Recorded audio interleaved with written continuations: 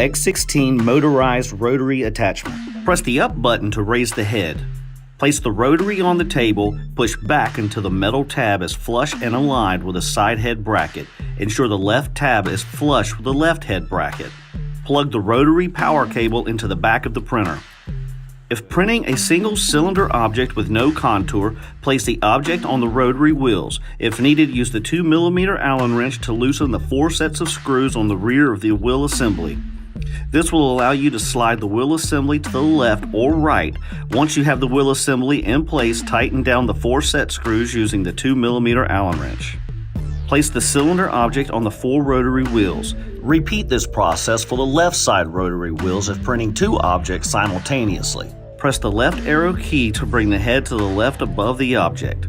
Press the down arrow key until the head is 2 mm or 3 mm above the cylinder object. Press the left and right arrow keys to move the head back and forth over the cylinder object to ensure the head will not crash into the cylinder object.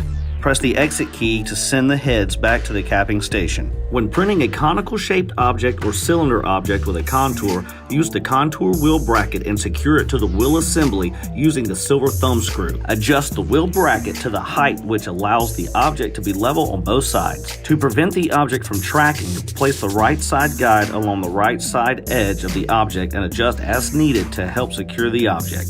Open the job ticket in IQ. Set the cylinder printing to yes. Enter the right side margin in the job ticket according to the ruler on the cylinder jig.